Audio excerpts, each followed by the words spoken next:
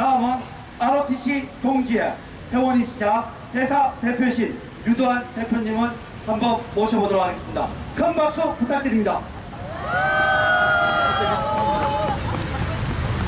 안녕하십니까. 애국시민 여러분, 그리고 대한민국을 사랑하는 국민 여러분, 2019년도 1월달의 마지막 날, 우리 애국시민들이 자유한국당사에 나와 있습니다. 드루킹 댓글로 국민 여론을 호도하고 신재민, 김태우의 사찰 의혹, 그리고 자유 대한민국 건국을 방해하고 부정한 남노당원이 어떻게 광복 유공자가 될 수 있는지 정말 한심하고 입법, 사법, 행정, 특히 국회에서, 청와대에서 구린내가 진동하고 썩은 내가 진동합니다. 이와 같은 현상을 볼 때 떠오르는 단어가 있습니다. 나비 효과라는 것입니다. 1961년도 에드워드 로렌스라는 기상학자가 기상을 관측하던 중에 현상을 발견한 이 나비 효과, 브라질에 있는 나비가 날개짓을 하면은 그 진동 때문에 시간이 지나서 기상을 변동시켜서 텍사스에 있는 텍사스주에 토네이도를 발생시킨다는 그런 현상을 얘기합니다. 즉 미세한 차이가 잘못하면 사회에 엄청난 효과를 발생시킨다는 현상을 얘기합니다. 21세기 대한민국의 이 나비 효과의 원인 무엇이라고 생각하십니까? 저는 이것을 5.18이라고 생각합니다. 북한 특수군 개입 의혹이 제기된 5.18, 이것이 사실이라면 자유 대한민국 체제를 부정하고 자유시장 경제를 부정하는 세력들이 결국 방치함으로써 이와 같은 국가의 정통성을 부정하고 시장 경제를 멀리하는 현상이 발생되지 않았나 생각합니다. 저는 1980년도 대학교 3학년이었습니다. 5.18을 발생된 원인과 이유, 5.18의 진행 과정, 광주 폭동이 민주화라고 박지는 절차를 모두 경험을 했습니다. 이 당시에도 저희는 선배들로부터 광주에 북한군이 들어왔다는 소리를 들었습니다. 근데 믿지를 않았습니다. 18년 동안 연구한 김한호 박사의 자료를 전부 읽어보고 일부의 문제가 있지만 거기에 분명히 북한군이 들어왔다는 것을 확신하게 되었습니다. 그런데 이와 같은 역사의 진실을 찾기는커녕 이것을 부정하고 숨기는 사람들이 있다면 이것이 과연 나라입니까? 이건 나라도 아닙니다. 그 나비 효과의 연속으로 나온 것이 바로 박근혜 대통령의 불법 사기 탄핵이라고 생각합니다. 최근에 발생된 것은 바로 남노당원을 광복 유공자로 선정한 이것이 모두 국가의 정체성이 부정되고 진실이 맺는 결과입니다. 결코 진짜가 가짜가 돼서는 안 되고 각자가 진짜로 둔갑해서는 안 되는 것입니다. 절대로 전제까지 5.18 유공자 명단도 공개를 못하면서 5.18 유공자 자녀들에게까지 5.18 가산점을 주고 있습니다. 이것은 잘못된 것입니다. 기회는 평등하되 결과는 평등할 수가 없습니다. 공산주의 사회가 발전을 못하는 것은 각자의 욕구가 상이한데 결과의 평등을 주장하기 때문입니다. 평등 외치다가 결국 불평등을 초래하기 때문에 사회 발전이 안 되는 것이 바로 사회주의, 공산주의 아닙니까? 국가보다 민족이 중요합니까? 민족보다 국가가 중요한데 우리끼리 민족끼리 외치면서 대한민국을 말아먹는 이러한 자들이 정치판에 있다면 이런 우리 애국 시민들이 정의의 이름으로 이 사람들을 퇴출시켜야 됩니다. 첫째로 5.18 유공자 명단을 공개하라!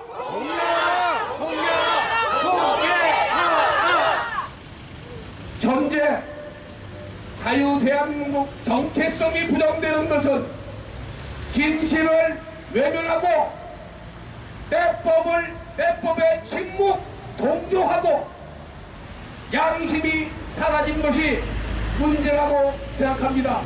이를 바로잡아야 될 정치권이 이를 바로잡지 않는다면 이게 정치판입니까? 이제 국민의 이름으로 정치판을 물갈이해야 됩니다. 가짜민주, 위장평화 이런 세력들이 더 이상 대한민국의 정치판에 나와서는 안 됩니다. 가짜민주 정권에서 자유 대한민국 바로잡자!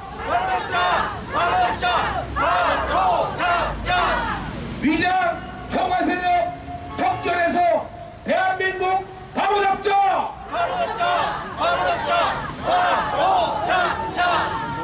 민주, 정의, 양심, 진보란 이름으로 위장된 세력들을 정권에서 대한민국 바로잡자!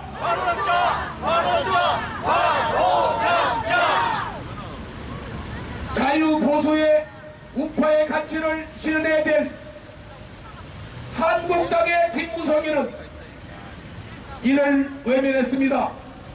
적당히 타협했는지 일신에서 뭘 했는지 모르지만 김무성이를 정계 은퇴시켜서 대한민국 바로잡자!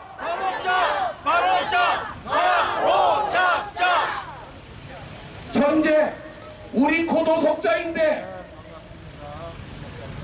민족 반역자 6.25를 일으켜서 같은 동족 몇백만을 죽인 김일성의 손자이고 북한 동포의 자유와 인권을 말살하는 김정은이가 초청하는 이런 것이 정상입니까? 백년도 넘은 일제 사람들은 비난하면서 같은 동족들께 죽인 살인마 김정은이를 위인으로 생각하는 현실이 됐습니다. 이를 용인한다는 것은 헌법적 가치와 자유 대한민국의 정통성을 부정하는 것입니다. 문재인을 탄핵해서 대한민국 바로잡자! 위장보수 김무성을 판단됩니다. 이런 자를 정계 퇴출시켜 대한민국 바로잡자! 자유 대한민국 정통성을 부정하는 정책을 핀 듯한 문재인을 탄핵해서 대한민국 바로잡자! 감사합니다. 제가 문재인을 탄핵했던 그 얘기를 이유를 간단하게 말씀드리겠습니다. 우선 안보 문제는 아시기 때문에 차치하고 경제 문제를 말씀드리겠습니다. 문재인이가 추진하고 있는 정책은 현재 대한민국 경제를 망치고 젊은 층의 일자리를 앗아가는 정책을 핍니다.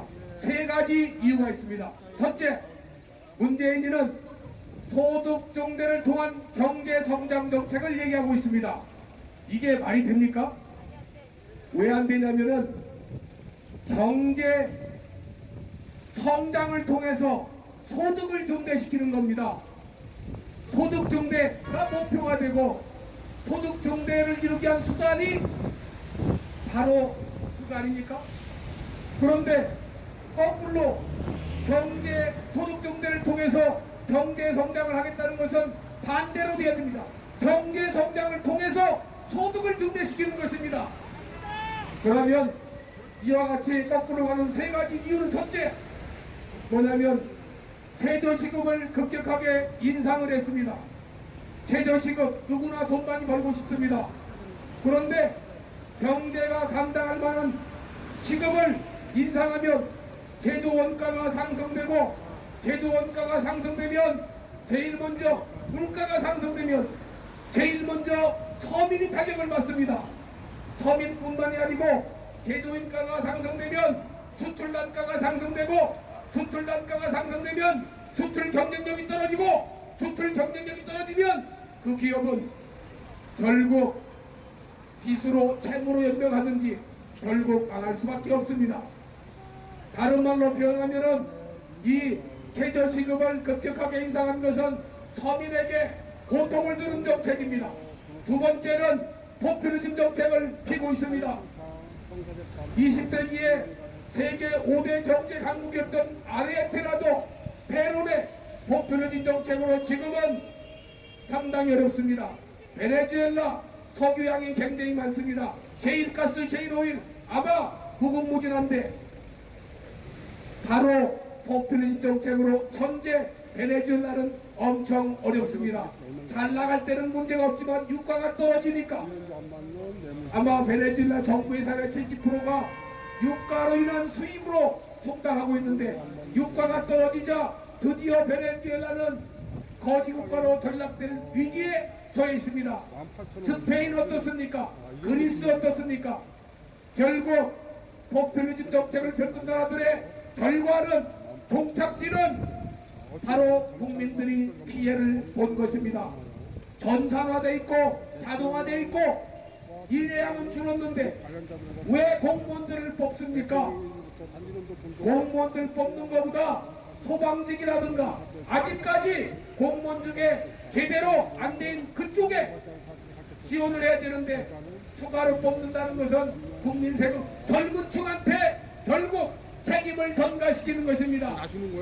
세 번째는 탈원전 정책입니다.